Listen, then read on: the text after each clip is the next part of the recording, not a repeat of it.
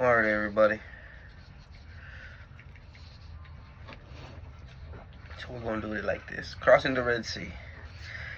Now the Lord spoke to Moses, saying, "Speak to the children of Israel, so that they return to the camp." So I did half of it yesterday, right? So we're going to do the second half. So I'll continue right here. Then they said to Moses, "It is because there were no graves in Egypt, that you have taken us away to die in the wilderness. Why have you dealt with us in this way? Bring us out of Egypt. It's not the word that we spoke to you in Egypt, saying, let us alone that we may serve the Egyptians. For it would have been better for us to serve the Egyptians than to die in the wilderness." But Moses said to the people, "Fear not, stand firm, and see the salvation of the Lord, which he will show you today. For the Egyptians whom have seen today, you shall see again. The Lord shall fight for you while you hold your peace."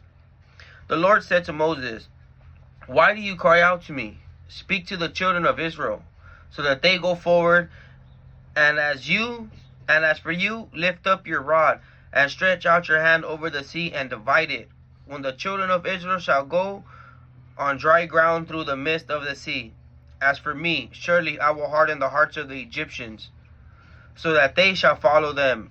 And I will be honored through the Pharaoh, through all of this army, his chariots and his horsemen. Then the Egyptians shall know that I am the Lord, when I honor through Pharaoh, his chariots and his horsemen."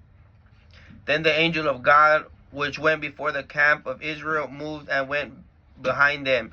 And the pillar of the cloud moved before them and stood behind them. So it came between the camp of the Egyptians and the camp of Israel. And there was a cloud of darkness to them, but it was given light by night. Therefore the one did not come near the other the entire night. Then Moses stretched out his hand over the sea, and the Lord caused the sea to go back by a strong east wind that night, and made a sea dry land, so that there were waters divided. And the children of Israel went into the midst of the sea on the dry ground, and the waters were a wall unto them on their right hand, on their left. Then the Egyptians pursued and went in after them into the midst of the sea, even all Pharaoh's horses and his chariots and his horsemen. And in the morning, which the Lord looked down on the army of the Egyptians, through the pillar of fire and of the cloud, and through the camp of the Egyptians in confusion, he removed their chariots' wheels, so that they drove them with difficulty.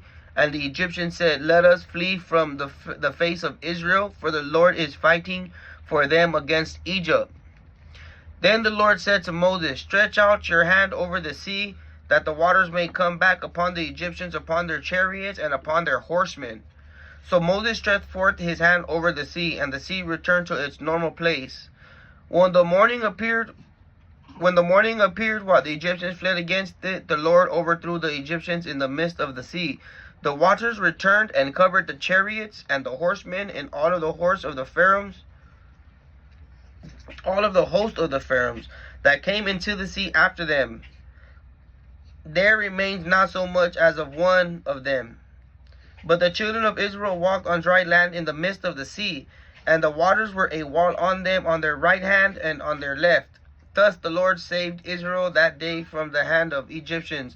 And Israel saw the Egyptians dead upon the seashore. When Israel saw the great power which the Lord upon the Egyptians, the people feared the Lord, and they believed the Lord and in his servant Moses.